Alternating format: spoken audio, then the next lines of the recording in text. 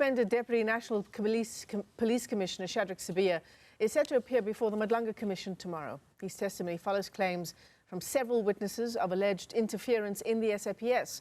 Sibiya himself is accused of helping to disband the KZN Political Killings Task Team to protect his alleged criminal associates and of being on the payroll of alleged cartel boss Vusimuzi Matlala. Let's bring in crime and violence analyst Dr Chris De Kock. It's great to have you with us. Thanks very much for your time. This is interesting, isn't it? Just the heights from which Shadrack Sibiya has fallen, particularly what's been exposed, and these are allegations yet to be tested at the Madlanga Commission of Inquiry. Yeah, first, good morning to the viewers and to yourself. And yeah, it is actually, you know, I mean, he was a Deputy National Commissioner of Detective Services, Forensics and Intelligence, which is a very high post and a very important one, because in those areas you address crime, you really address crime. So he's operationally a very important person. A lot of allegations were made for the last 4.5 months. We will have to see in the end what will happen, but I think he will have to explain a lot of things in the next, I think, 2 or 3 days at the Madlanga Commission, starting tomorrow. Yeah, it's witness sees evidence that is the most damning against Shadrack Sibiya, isn't it? Not only about his alleged ties to someone like Vusimuzi Matlala. Yeah, it is witness C, but also the witness that should have been on yesterday and today, what is it, witness F, which is now hospitalized. Correct. Because he was the guy, the in-between guy, the guy who went from General Sibiya to collect money, well, according to allegations, to collect money. We have seen the videos when witness, was shown at the ad hoc committee and at the Madlanga Commission. I mean, what are people to think of this, Dr. De Kock? Just the highest echelons of the SAPS and these rampant allegations of criminality, also of the highest order, of actually, I mean, these are allegations, as we've said, these are allegations that need to be tested, but being in cahoots almost with the people who are trying to destabilize the country through their criminal activity. Well, I must tell you, and I mean, I have a lot of contact with the community. I'm moving in the community, my community, all day, and many other, I attend security meetings and things like that. And everybody is asking 2 questions. The one is, now what now? I mean, we always knew there's corruption in the police, in intelligence, everywhere, but we haven't thought that it is this high up. I mean, this is literally right up there. We were more thinking that this corruption is at the local level, say at the police station level. But here we have the person, allegations being made about the person at the highest rank of detectives, of forensic people, and of intelligence, which is all very important when it comes to fight organized crime. And here's allegations that he was literally a friend and with underworld figures. So that's the one question. The other question is, now, so what? I mean, we have now identified, or we think there's corruption everywhere. We have identified it. But what is now going to happen? But there, I think the president have already given us an answer.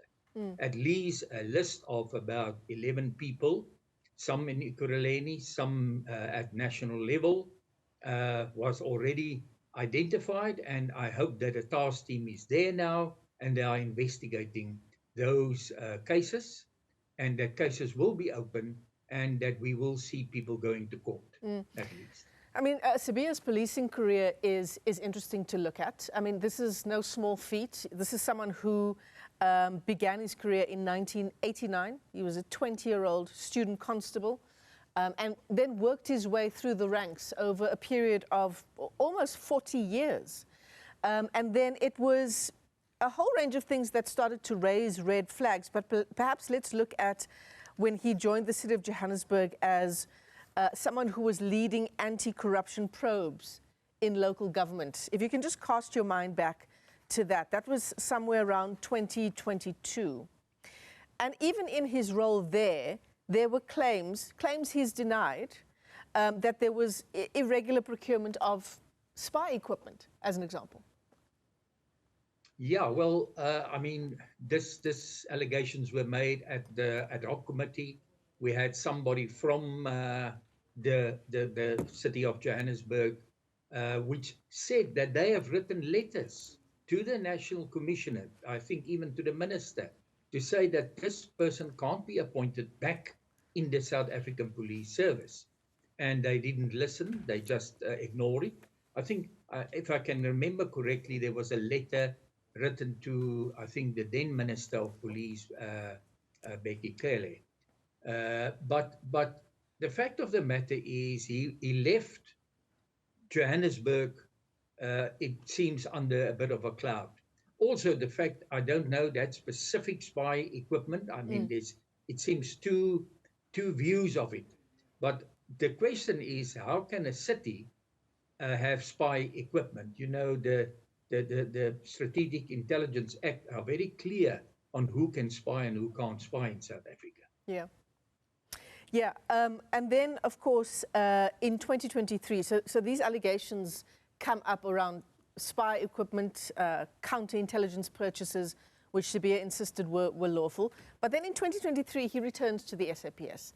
And perhaps this, Dr. De Kock, is where the issue lies, that someone has red flags raised against them. Red flags, whether they were tested or not, is up for discussion. But despite that, in 2023, he returns to the SAPS and he's promoted to the rank of Lieutenant General. Yeah, well, he was first appointed in the Hawks.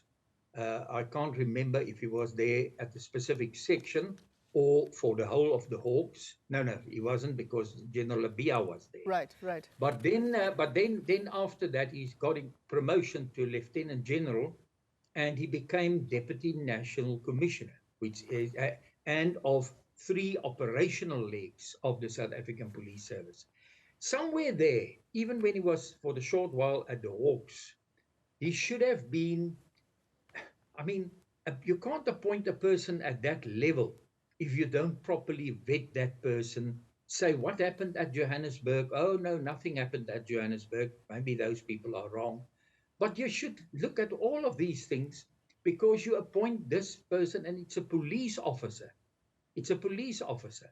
He should be absolutely clean at that level. He should be clean at any level, even if you appoint him as constable. Yeah. He or she. Yeah, sorry, correct. I refer to he, but it's the same applied to ladies. Right. She. Yeah, we're talking about a he in this instance. But you bring up the issue of vetting, which is such an incredibly important one. The President announcing in his State of the Nation address last week that in EMPD, that vetting process is now going to start from scratch with the State Security Agency coming in, and we saw that process starting just yesterday. But why have we not taken the vetting process much more seriously? And it's not a once-off vetting process. It shouldn't be. There should be regular checks and lifestyle audits. Yeah, well, it is absolutely. When I was still, I came from the police.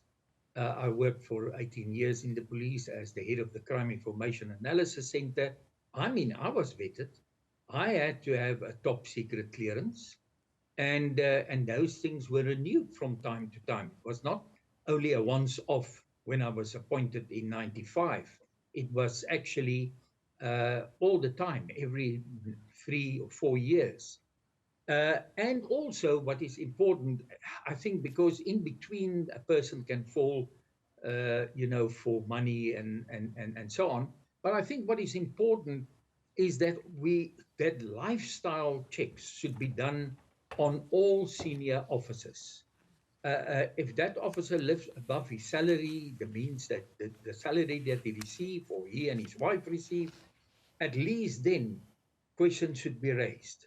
And vetting should also be, if you go for top secret vetting, there is a polygraph test to see if the person is not lying about certain things in the past. Yeah, and this lifestyle audit issue is important. You've just said that outside of vetting, the lifestyle audit issue is perhaps, if not as important, even a little more important. Witness sees evidence before the Madlanga Commission alleges that Kat Matlala, the alleged criminal kingpin, paid Sibiya up to R1 million a month in bribes, 2 million rand to purchase a plot, and 20 impalas a month as well. But R1 million a month is surely going to show up in a lifestyle audit.